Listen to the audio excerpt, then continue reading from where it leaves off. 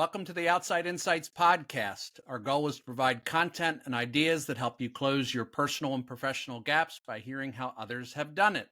I'm your host, Chris Burkhard, and today we're thrilled to have Marnie Stockman and Nick Coniglio on the show. Welcome to the show, Marnie and Nick. Thanks for coming on Outside Insights today. Thanks for having us. Thanks, Chris. Whenever I have two folks on, I think they get to play along and help me a bit with the introduction. So I've also learned people want to get to the good stuff and they want to get to what we can teach them. So I've compressed impressive careers into small sound bites, but I know you both can talk. So I think you can help spice this up. Marnie's a dynamic leader who started as a teaching high school math. You co-founded a cutting-edge platform business, MSP business, and exited it. And I'm sure we're going to hear about what you're doing now. Nick's a tech veteran of 30 years of experience, also co-founder, but likes to bridge the gap between business and technology. You both co-founded Lifecycle Insights and had a successful exit, which I'm impressed. And they're here today. They co-authored a leadership book called Lead It Like Lasso. I'm a fan and a geek on it, so I can't wait to talk about it. But you describe the book as a leadership book for everyone. It speaks to me as a business leader, as one of my company Placer's core values is everyone is a leader. So when I read your first chapter, I was like, wait, this can't be coincidental. But I really look forward to engaging you guys in this today. I would hope my audience at the end of this can understand that leadership and football are life. So hopefully that grabs people. All right, first question. You co-founded a business and exited it, and in the process wrote a book about leadership and Ted Lasso. Who wants to share the inspiration behind this? I'll start, although you'll find that we kind of finish each other's sentences on occasion and in the land of diamond dogs. So we agree with you completely. You know, Danny Rojas would say football's life, and we say leadership is life. So we also agree with your tenet that everybody is a leader, and it doesn't matter if you're a student, a parent, hold an entry-level job, right? A manager, a coach, or CEO, or anything in between. It really starts with leading yourself. So our book, Lead It Like Lasso, is kind of a cross between a leadership book and a self-help book. And I think Ted Lasso was a cross between those two as well, as long as a good-sized comedy genre with it, right? So in the book, we share our leadership framework, which we've used personally, professionally throughout our careers, quite successfully. As you said, it's a framework that helped us launch, scale, and sell our multi-million-dollar software business. And oddly enough, we built and sold that company in the 3 years that Ted Lasso was on the air. So it wasn't only the timing of Ted Lasso that was coincidental, but Nick found Ted Lasso first. So I will let him say kind of some other tie-ins with Ted Lasso. Yeah, so I think there's a couple other tie-ins. Our story is one, especially recently with Lifecycle Insights, that company we founded. We were fish out of water, not unlike Ted at all, who came across the pond, who was an American football coach, moving over to English Premier League soccer. But when we founded our company, it was a software solution targeted at managed service providers, or MSPs. And the joke Marnie often throws out there is when we got into the business is that the only thing we thought of with MSPs was Maryland State Police. We literally knew nothing about the space. And for those that don't know, managed service providers, really, they help small to medium-sized businesses with outsourcing their IT and cybersecurity needs. But we had somebody, another partner of ours, who at the time was not a partner, who really Shark Tank pitched us on a problem to solve around customer success and quarterly business reviews in the space. And really, hopefully one of the things you'll hear is we absolutely love solving problems. But the whole fish out of the water was one. But the bigger tie-in, I think, was, if you watched the show, beyond all the emotional tugs and smiles that kind of the show brought us, we saw a lot of ourselves and our philosophy in watching Ted Lasso. And I think more importantly, or as importantly, we saw what we aspired to be. And it wasn't just with Ted, but it was with all the characters. So even though our book is called Lead It Like Lasso, we spent a lot of time calling out all the different leadership styles that are based on the different characters of the show. But anyway, back to why we wrote the book. And this is an interesting story, because if you would have asked me if I would have ever wrote a book in my life, I would say absolutely not. But during that time, we built the company. We also, part of building the company is we built a real large network of people that we started working with and interacting with. And we had, before we started the business, our goal was, let's start a business and try to grow it and exit within 3 to 5 years. And we actually did that. And upon the exit, we had all these people start asking us, how did you guys do it? And again, like Marnie mentioned earlier, in terms of who our audience was, it was the gamut. It was teachers, it was college students, our children, their friends, professionals, business owners. And then what happened, Marnie, from there? And we'll wrap this up, I promise. We were brainstorming, as we do, of like, what should we do next? And we decided we should write a book about it. As Nick said, he wasn't necessarily thinking we were going to write a book, but we came to that conclusion. And we felt like Ted Lasso was really relatable for folks. So not only did our own positive philosophies align with Ted Lasso, but people can relate so much to it. I mean, you still see all the memes, right? Like, it's just a tremendous outpouring of community around Ted Lasso, and it helps relate the stories. So we kind of use Ted Lasso as one of the vehicles to help the other folks in our network learn how to level up and become the best version of themselves within their own leadership strengths. So that's how it came to pass. So I think I can relate to it, and maybe help the audience relate to what you're saying is, I was very blessed to be taught that leadership was making each person better. They're individuals. And I got a sense that that's not only what you guys did with your business, but it's part of what you were teaching. And of course, that's what Ted did, right? Ted figured out what each person's story was, what their motivation was, and then found a way to move them towards the goals of the team. Some people say, we got to make money. That's our goal. Your goal, Ted's goal, sounds like, sure, you got to make money, but the goal was, if you make everybody better, respect everybody on the journey, lead everybody well, the outcomes are guaranteed. And I think that's what I always liked about what Ted stood for, is that he did it the long, hard way in many ways. But that's the sustainable way. Yep. Yes, I agree. So please go where you'd like, but I literally laughed out loud because I felt like I'm a seagull. And I'm a reformed seagull. But there are a lot of leadership lessons, and Nick started to touch on it.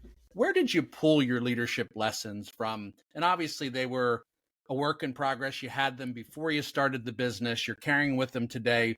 But kind of who are your favorites? Who would be your Mount Rushmore, and how did you approach it? Well, I mean, I think when you ask where you pull them from, I mean, mostly from life experiences, right? Both business and personal.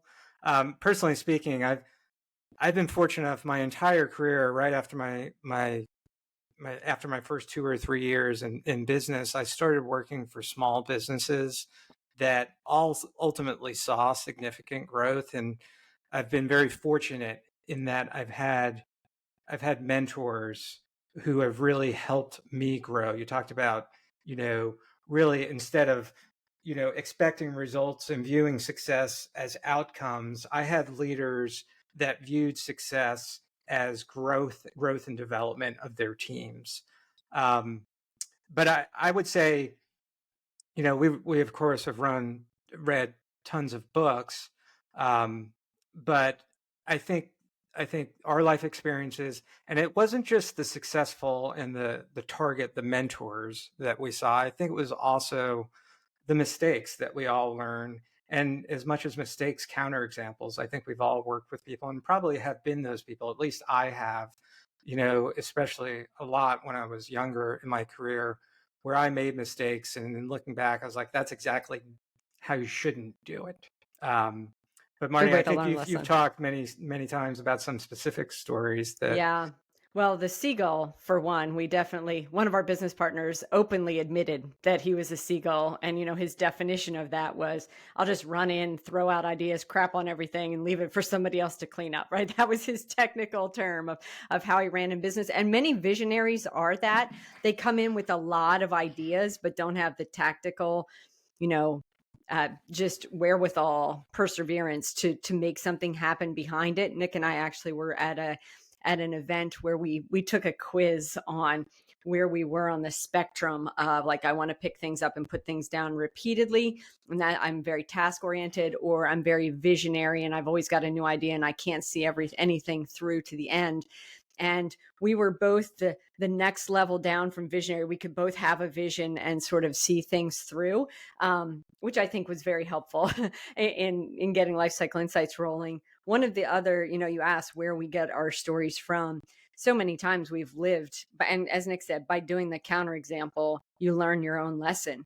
So when we hired our first employee at Lifecycle Insights, we tried to communicate the Lifecycle Insights way. We were a remote company from the outset. Nick and I have worked remotely well before the world went remote. And so we felt like we communicated a lot. But after 6 months, we realized that our first hire was not working. And I reflected a lot on that. She reported directly to me. So I take everything to heart and tried to decide what could I do better to communicate the expectations and to make sure that, we had the right culture for what we needed. So that's when we developed the personal operating system, which is in the book and on the website, right? Anybody can just check that out. And we really started communicating, this is the way to work with us. And then we had our employees fill out their own personal operating system with, their strengths, their weaknesses, their core values, their passions, etc. And we saw a big difference in alignment with our employees once we started doing that. And funny, quick story, after I've written the book, last week, I got a call at 8:02 in the morning from a superintendent I used to work with. She said, I read your book and I saw in your personal operating system that you don't call anyone before 8 a.m. because you like your peace and quiet time. And so I didn't call you until 8:02. I was like, well, I'm teaching the world how to work with me. You can train the world. So that personal operating system, I hope I'm not butchering it by saying this, but I felt like it was a baseball card for myself. Yes, exactly. And what a effective but fun way to convey yourself. Yep. And I guess that's something I'm picturing. Did you all bring that to meetings? Was that did you exchange those operating systems on a regular basis? So we started that about a year before we got acquired. So there wasn't a ton of time. And we only hired 3 employees. But that was exactly what we did, is that as they onboarded, I would send them my operating system and ask them to fill out their own doc. And then we talked about it and what it meant. And the beauty of it is I had certain expectations that I feel like should be table stakes. As we said in the back of the book, like, we recognize some of these things we're saying are common sense, but common sense ain't all that common. And there were certain expectations of what I expected on a client call. So I just put them in my personal operating system. Like, this is what I expect to have happen on a call. So it's super easy to hit the mark when you've communicated that expectation. So it really, and we joked about it with other folks. Like, one of them said, I'm taco motivated. I'm not like a salesperson that's coin motivated. I'm food motivated. So for sure, when we all had our company meetings, so we would do virtual hands-on meetings, I would just send them tacos instead of a gift card or whatever, right? We would figure out whatever does it for everyone, right? You want tacos? Tacos it is. It makes so much sense. And I think for most of us, we live in a world where everything is so kind of universal, the same, homogenized. So to remember that is such a simple thing, but so relevant thing in relationships, of course. Yep. Marnie, I've been in the staffing and recruiting industry for 50 plus years. I've been in it for 30. And I will tell you, no offense to you, Nick, but the best employees I had were all former teachers because of planning, ability to multitask, the rubric aspect of measuring things. And my mentor first in the business was a teacher. So, and I'm from a family of teachers, so I almost have to say this. My wife was a teacher. My two sisters are teachers. But there is something to, if you can be successful in that, this business thing isn't so hard, you know? So and don't forget I'm sorry, go ahead, Marnie. No, you go. I was just going to say, don't forget the whole fact that teachers are great English to English translators, right? And that is something that we looked for when we hired people, not only with Lifecycle Insights, but our previous career before this, and it helped with that we were in education technology, but the ability to translate the needs of the customer. We found teachers and educators were fantastic customer success representatives, right? Because they can translate those needs of those end users to the internal stakeholders of the organization. So no offense taken at all, Chris. It's actually something that we go out and we preach. When we were out working with those managed service providers and they were talking about their challenges hiring, our first question was, have you ever considered educators? Looking at educators, because they are fantastic at so many different things that you mentioned. The other thing I always jokingly add is, that does mean I sold pre-calculus to 16-year-olds. So there's a level of salesmanship that people don't realize teachers have in them. Yeah, I had a nun selling me pre-calculus at 16. It wasn't going so well. I didn't use rulers, so that was no. And I'm a lefty. I have the bruises to show it from the ruler. So does my dad. So does my dad. So we're touching on lots of things in the book, but you are educators, you are teachers. What lesson or story would you like my audience to really resonate around or explore? Why should they go get your book? What's your favorite part of the book that you like to draw out? You want to go? You want me to go? We have lots of favorite parts. I mean, we talked about the whole idea. You mentioned this at the outset. We talked about Danny Rojas, football is life, leadership is life. And we really believe that. And I think today it's even more evident. I'm not sure if you've ever read Adam Grant's book, Hidden Potential. I have. But one of the things, you read it, so one of the things he talks about is, in today's world of automation and AI, it's kind of ironic, but we're in the midst of a character revolution, right? And the way we kind of interpreted that is, it's your character skills and your soft skills that's really going to allow you to stand out and level up. And both Marnie and I have children in their 20s, either just entering the job market or about to enter the job market. And we really stress with them, with today's technology, it's fairly easy. I don't want to say easy, but access to technology and to gain technical skills is becoming more and more commoditized. And the ability to stand out through your character skills and your soft skills, of which we believe personal leadership is the foundation of, is really what's going to make a difference and allow you to become the best version of yourself and to level up. I remember, I don't know, for the gamers out there, I remember younger playing on Atari Pitfall, right? Where this guy was running across the screen trying to jump over tar pits. And we found out that there was this great cheat code where if you just hit this button or this joystick sequence or something, you can get to the very end.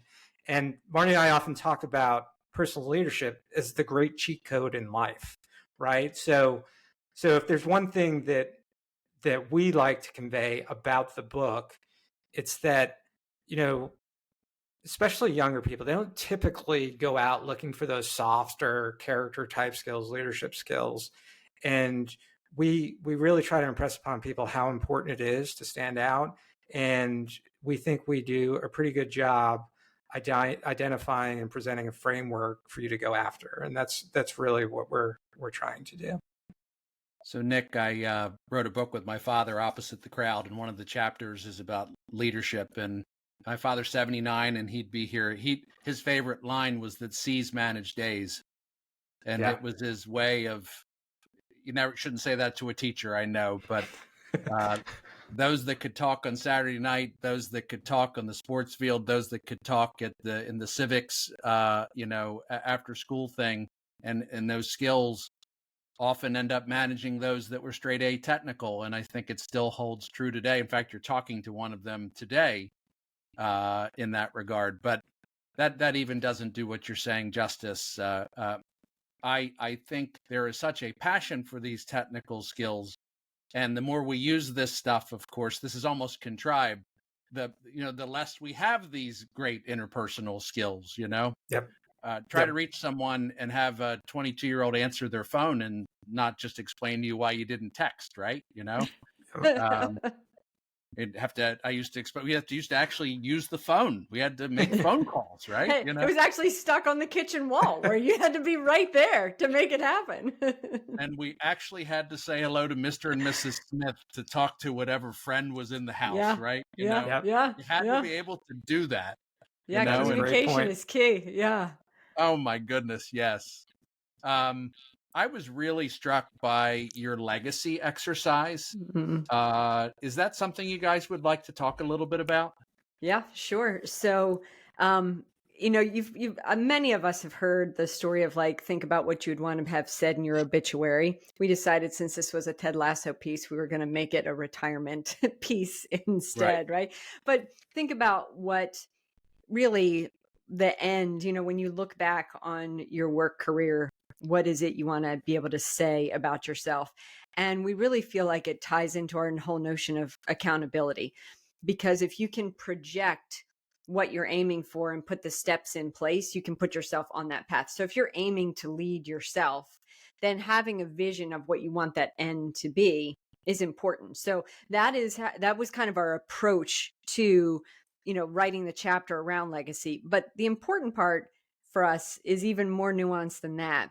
We think about the character Nate, who we know he was all over the map. And I mean, spoiler alert in Ted Lasso, Nate was all over the map, right?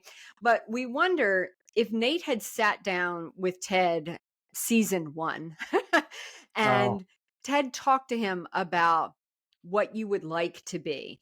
And if Nate thought he wanted to be, a coach like Ted and had put plans in his mind for a kind person that supports everybody, if he had those guide rails in his mind, would he have lost his way so much where, it took a while to get back? So having that legacy vision for yourself gives yourself some guide rails, especially when it aligns to your core values. It kind of helps keep you on the straighter and narrower.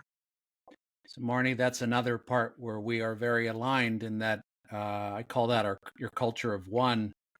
And if you don't know yourself and spend time on you, then the shiny objects of life are going to push you in a lot of directions. And certainly Nate's shiny objects were big jobs and flashy cars and suits and, well, and that's the lifestyle. Culture clash that you get when your personal core values aren't aligned to who you're working for. I mean, so when I was researching all the things that you have done, I thought, I'm sure this resonates in the notion of your core values do have to align. They don't have to be the same as the company you're working for, but your core values have to align with that direction, or you feel the clash. It is why Nick and I ended up starting our own company, is because we were stuck in a culture clash after being acquired 3 times and ending up working for something that felt like Rupert Mannion was running the company. There was such a culture clash that we said, next time we get acquired, we are going to own the company, because we are not going to let our employees feel like this.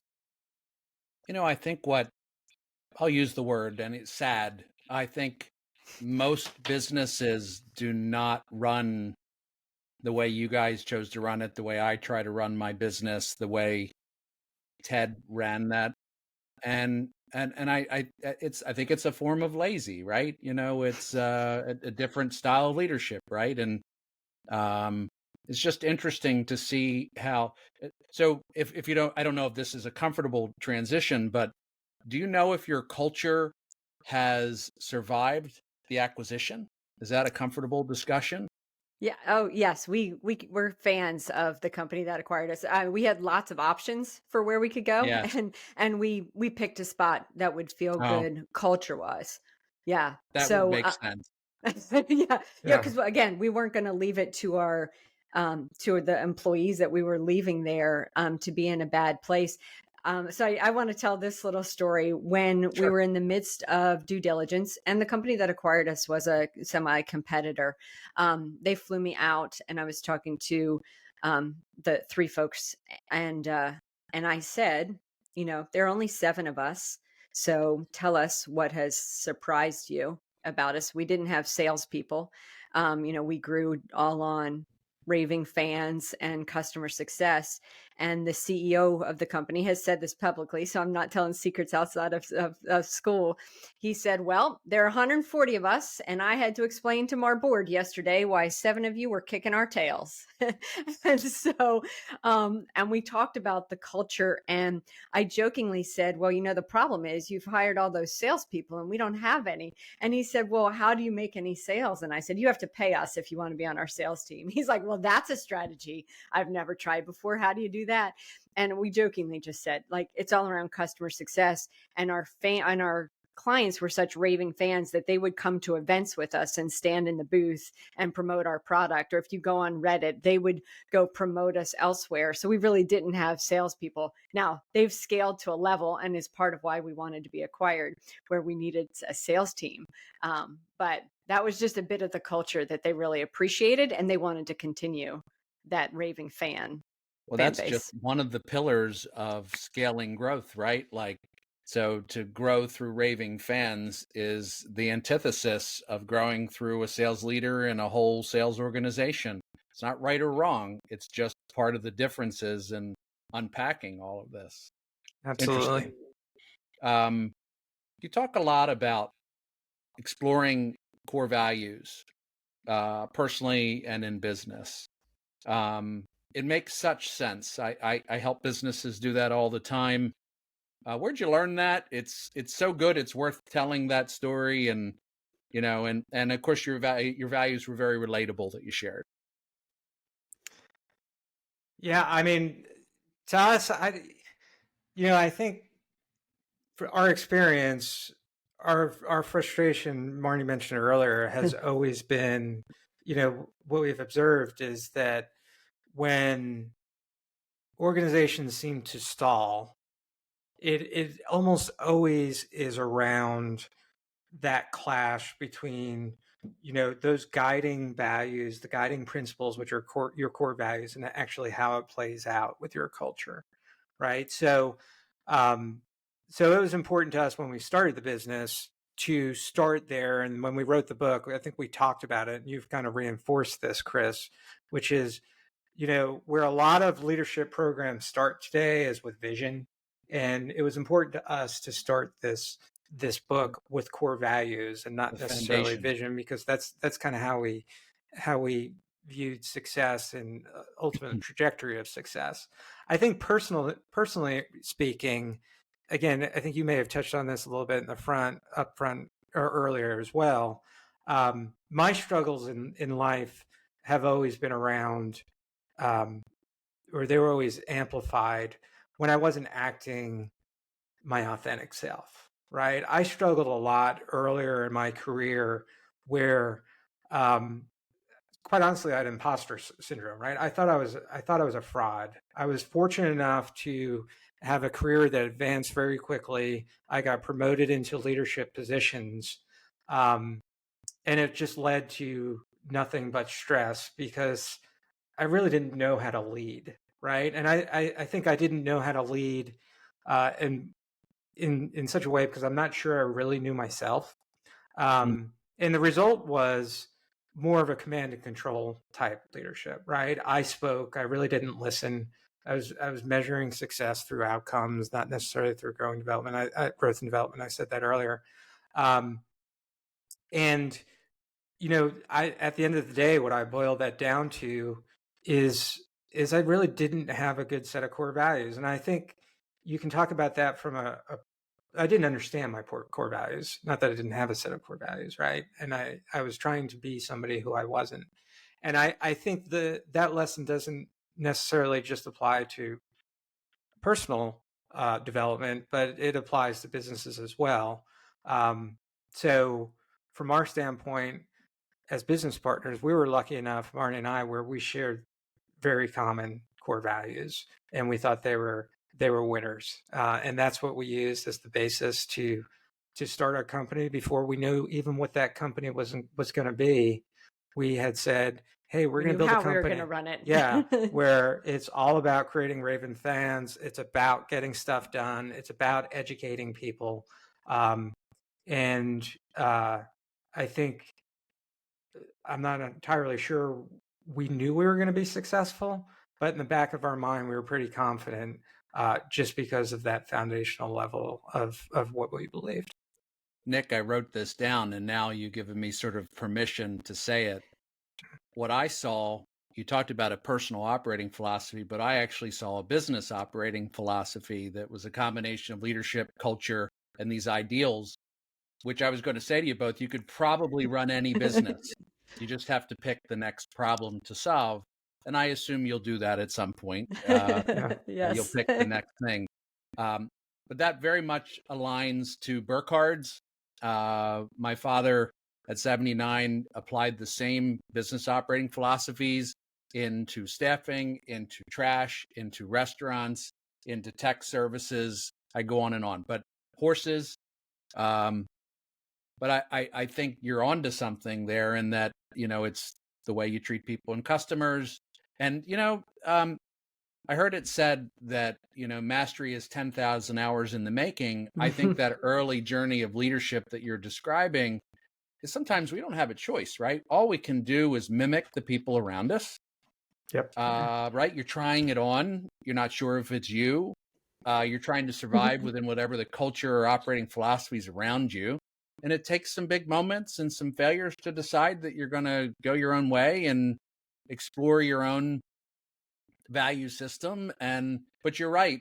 Anybody that's listening, I always think of it this way, that when a leader has a lack of authenticity, you might as well just be walking across the Serengeti, because the hair on the back of the neck of the employees are sensing that you're not authentic, right? Yeah. There's a predator amongst us, but when we're ourselves, I think they let us, they let us in, and they allow our openness and failures to resonate. So it's interesting. Where would you like to go next? You guys got a great book. What else haven't we covered that you feel we should tell the story around? Well, while we're on the topic of core values, I thought, Nick, you should maybe ask Chris for 4 words, and we can share with his listeners the activity that comes after that. Yeah, absolutely. Picking up what I'm putting down. Yeah. Okay. I mean, I think this will be fun because, especially when, we have the opportunity to mentor a lot of young people. And one of the things that they struggle with is really identifying, even putting the work in to start documenting and identifying what their core values are. So if you wouldn't mind, I'd love to ask you a couple of questions and we'll go through an exercise. I don't mind at all. That's where growth comes from, right? Yeah. Yeah. You remember Mad Libs? Oh, I do. Yeah. All right. So that's the game here. So I'm going to ask you for fill in the blank for a couple things. You got right it. Out of the gate. You ready? All right, yep. Chris, tell us a core value. Pick any core value. Integrity. Love it. How about a verb? Let's see. Results. Group of people. Family. And last but not least, an action. Action. Planning. All right. So in the core value Mad Libs activity, Chris has a passion for integrity. So he likes planning for his family in order to achieve results. So you can take your, it's probably not bad, right?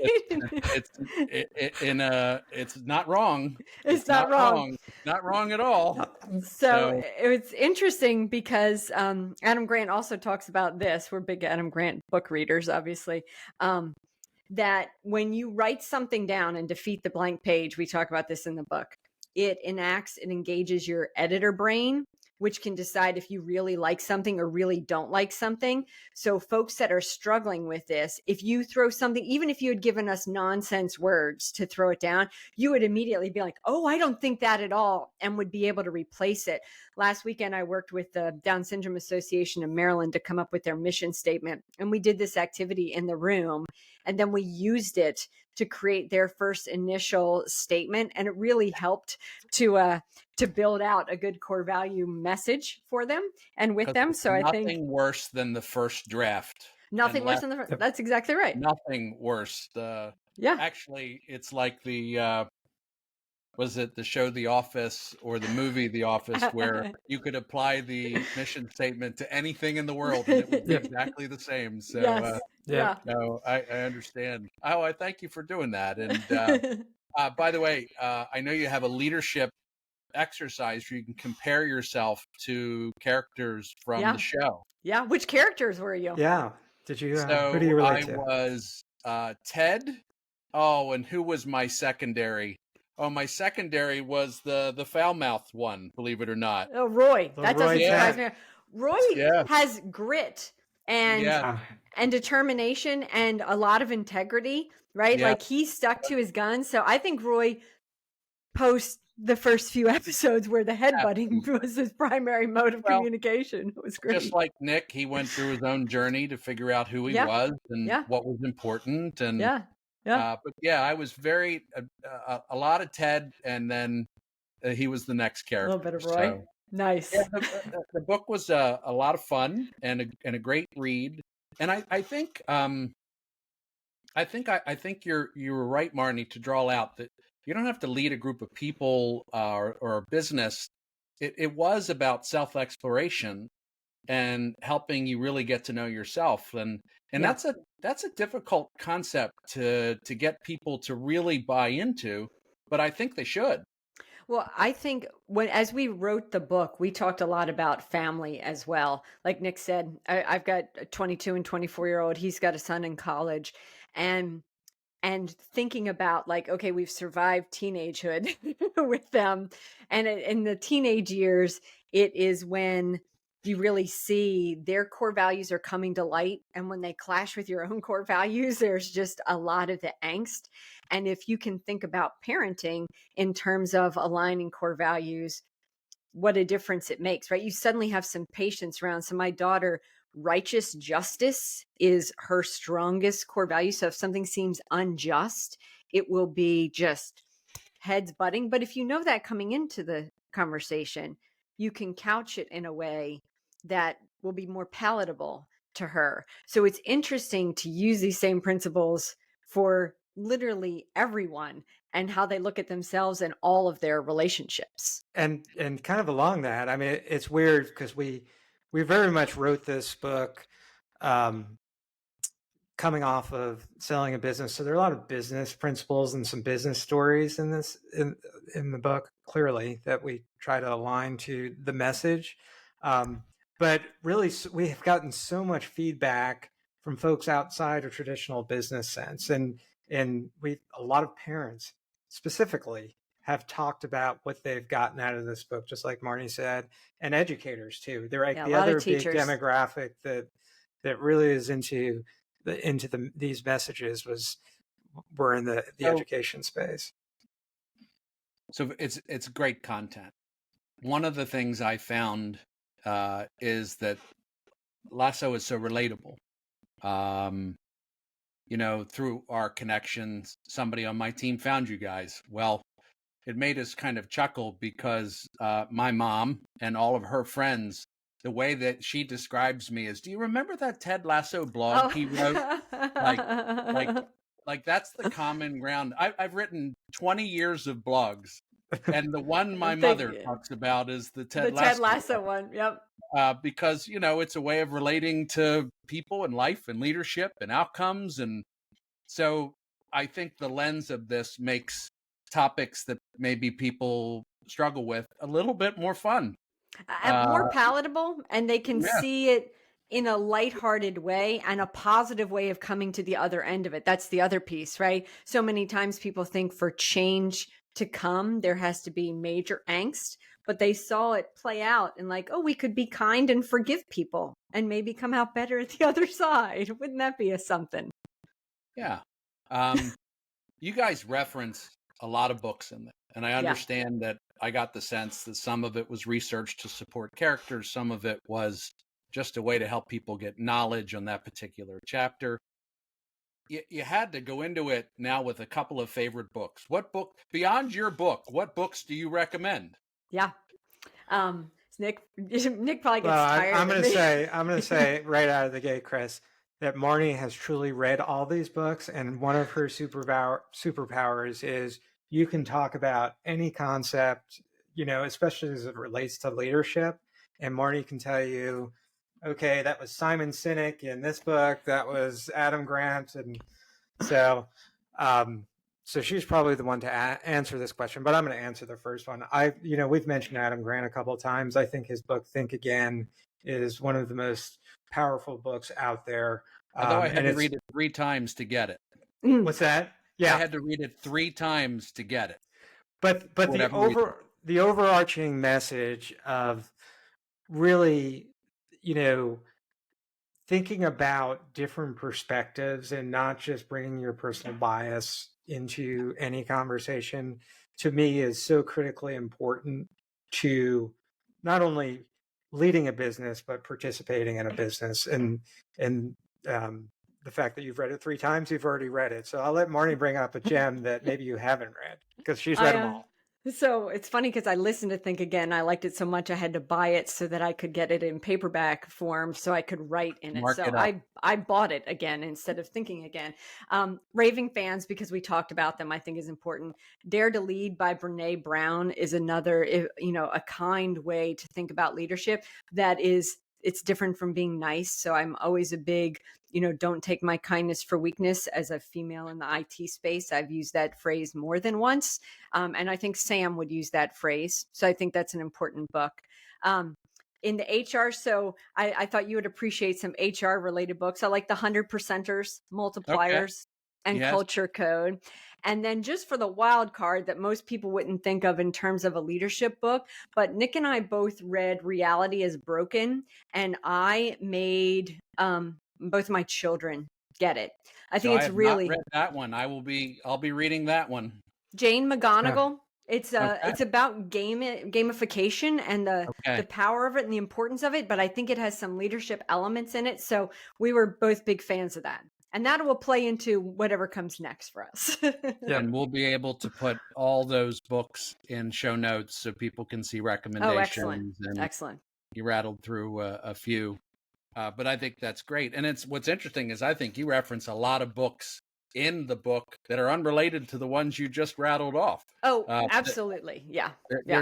You could read off of this book for the rest of your life, I think, We've gotten the feedback, and we've created quite the to be read list. So that's not a bad thing. It's a book club in the making. Yeah. So are you allowed to talk about what's next? I assume you're using this philosophies in whatever you're up to right now. Yeah, for sure. So in the back of the book, we have our own legacy plan of what, we would like to do when we retire. We will have created a company that we hand over to the company because we wanted to kind of self-sustain. And part of what we're doing now is building a masterclass on personal leadership. And as a component of that, we aim to get feedback from our readers, which we're already collecting that for sure, but people that take the course on the elements that they need the most help with. One of the things we know is that you can't boil an ocean when it comes to software. And one thing that Nick is simply masterful at. He said when he first started in leadership that he did not listen, but I tell you now, he is like E.F. Hutton. He may not speak in a meeting, but when he does, people will listen.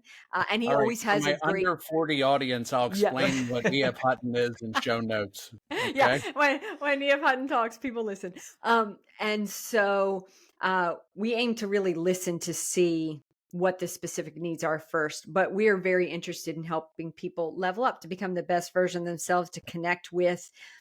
My daughter's boyfriend said it best. He read the book and said, I realize that I don't want my job to run my life. I want my life to help me choose a career, right? That they live together. So whether that's in terms of, peer groups, networking, connections. Nick, you want to add to the list? No, that's enough. That's okay. Enough. My technical brain says no more. But, yeah. Stop there.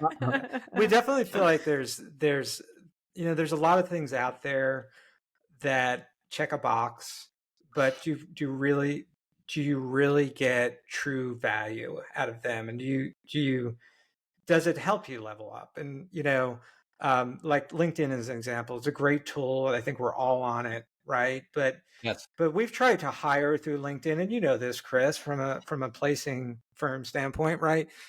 It's just so overwhelming at times, and it's becoming so filled with automation. While we don't know the solution, we kind of have a problem. We feel the problem, and we've lived the problem, and we just feel like finding a way to engage with people in general. And Marnie mentioned the whole reality is broken, and a way to do it to really motivate them to use it. So it's a long answer to your short question. We don't have it fully defined yet, but it's something that we know. We kind of have a vague idea, or pretty good idea of what we want to do. We just don't know how to attack it just yet.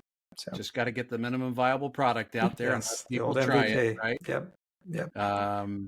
So a fun couple questions. Feel free to grab the mic and tell any final stories, but I'd be curious, just standing questions I always ask folks. What advice would you both give to your 21-year-old self? I have two things come to mind. 21 years old, I would tell myself, admit what you don't know, because I was great at pretending like I knew everything at 21 years old. The second thing, and Marnie and I have talked about it when we referenced it in the book, I would have taken an improv class, right? I have very introverted tendencies, and I'm not extremely comfortable talking to people. For those that kind of have those same tendencies at that young of an age, the whole idea of practicing failing, getting used to communicating with people would have helped me greatly at that age. Nick, what saved me is that, I'd learned to talk, but I enrolled in a Dale Carnegie Intro to Human Relations course where I had to stand on the desk and cluck like a chicken. Yeah. I did have two people standing next to me, spotting me and cheering me on. And of course, it was much more than that. It was a 1 minute talk with a certain thing, and then it was a 5 minute talk, and it's much more. It's about the principles. And I think improv is magic. I think I'm going to join it with you. Secretly, I've always wanted to get on stage and try comedy, but I think improv is even better. Absolutely. Quick thinking. Yeah, absolutely. We just went. Fine. Yeah, go ahead, Marnie. No, you go. No, I was just going to say, we were at a conference recently, and we got to see an improv in action, and it's phenomenal. It was at Second City, which is where Jason Sudeikis actually did improv. So that was kind of cool. Yep. That is amazing. Yeah. That was awesome. Boy, if I ask my 21-year-old self, I should probably say talk less, ask better questions. And I very much, I did the school thing. I have my doctorate, so I did school, but I think I should have learned that the whole world is a place where you can learn. I would have loved to have learned more about business earlier. When Nick and I started Lifecycle Insights, I spent a lot of time. Thank goodness we had a mentor that I could go to and say, so explain a profit and loss to me again. Oh my goodness. Yeah. So had to do a lot of a lot of that type of learning. And I don't want to be, I think keep learning would be, I probably would have said it then when I was 21, but even more so now. Interesting. I think that sometimes bringing the fresh perspective to a problem, to a business, is how you have success. So having an old industry has-been mindset means you get what you always get. Probably why you got the high multiple you got, guys. And, So and all those Rebecca wonderful Welton things. said, every disadvantage has its advantage, right? Like just because you don't think you're a proper football coach, Ted, that's actually an advantage. And we saw that for sure in the space. People would say, we've had this problem for years. How did you solve this problem? And I would say, well, the developers and I come from education. They're like, of course, you wrote a report that a fourth grader could understand. So of course the CEOs we're delivering it to can consume this information and get value out of it quickly. So they agreed with you. What's an amazing thing. So obviously you built a business, you grew it, you scaled it, you did this thing. So I don't know if the right question is self-care or biohack or the way you take care of yourself. What have you guys figured out? Because it's not easy to be an entrepreneur, to write books, all this stuff. How do you guys manage life in that regard?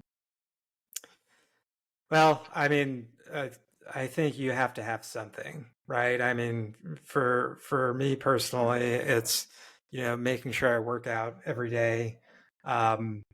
It's having something that can distract you and take you away from things. For me personally, it's playing golf or clearly spending time with the family. I'm a sports fanatic, so just getting into sports any which way I can. But I think the most important thing, if you want to take care of yourself, is making sure you get away. Even if it's learning, another thing would be learning, right? I mean, to me, it's a history of decline cognitive abilities in my family. So I'm always focused on trying to learn more, keep the brain active, keep it going. And I think that doesn't have to be exhausting. That could be fun. And if you can somehow develop a passion and a habit for always wanting to learn something not related specifically to your profession, for me at least, it's very healthy. Well, Nick, Marnie coming at things from a multidisciplinary approach. I mean, Marnie, I don't know if you know, but that Warren Buffett's buddy, Charlie Munger, who just passed, his whole genius was taking disciplines outside of the core and applying them to business. So, and he had a few zeros at the end of his name, and he had value. So, I think taking that multidisciplinary approach to life makes such sense. Yeah. Can't argue with that at all. How about you, Marnie? So I also work out every day. Recently I've started intermittent fasting, which gives me a whole new perspective on food eating.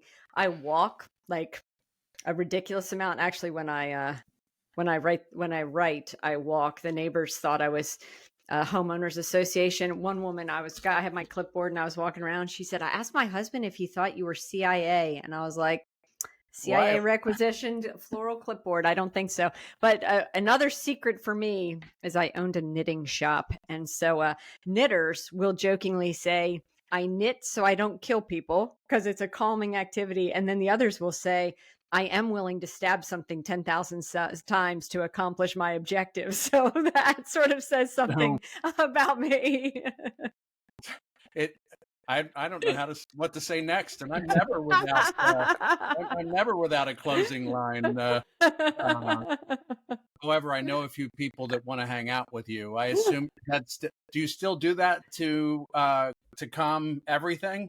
Oh, 100% on the daily. As a matter of fact, only podcasts am I not knitting on calls. So all right, only on podcasts. Yeah. That says everything. Well, so how did we do? We wanted to make sure that everybody could understand that leadership is life, football is life. Any closing story or comment you'd like to bring that point home today? I think if you haven't seen Ted Lasso, you should watch Ted Lasso because it really does tell the story in the most relatable way. And then, stop by and say hi, like, because we'd love to hear which character you feel like you're most like so you can level up. That's fantastic. How about you, Nick? The only thing I would like to do, if it's a shameless plug, I'd like to send people to leaditlikelasso.com to find out more. But yeah, no, nothing else that we haven't been covered. I agree with Marnie. Go watch Ted Lasso. That's the most important thing. It'll make you feel good. And as they say, there's only two types of people in this world, right? Those that love Ted Lasso and those who haven't seen it. So, and I have to think that the sadness is not that I sound like I know what I'm talking about, but the character arc of all the characters makes it very obvious that they're not going to do any more of it, and that really bums me out, right? Yeah, yeah. I'm with you. And I hear you. Not sure spinoffs are ever worthy. Wouldn't be the same. Yeah, I'm with you. Would not be the same. Well, it's been great to have you guys. I'm so glad you had us. So the final thing, Nick, is it was not a shameless plug, but if folks want to engage with you guys about the story in the book, where can they do that?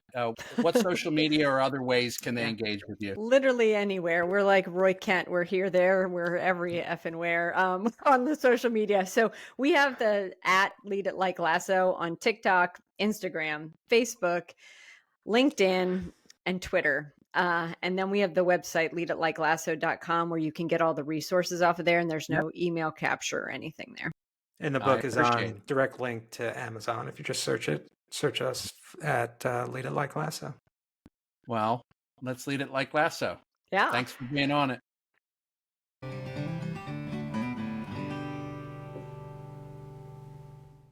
If you like this content, we would ask that you subscribe to the channel wherever you can get your podcast or listening at the moment. As always, feel free to leave a review as well. That would really help us out. If you'd like to send me a note or check out my company Placers or my personal website, the links are in the show notes, and we'll be able to help you out with that.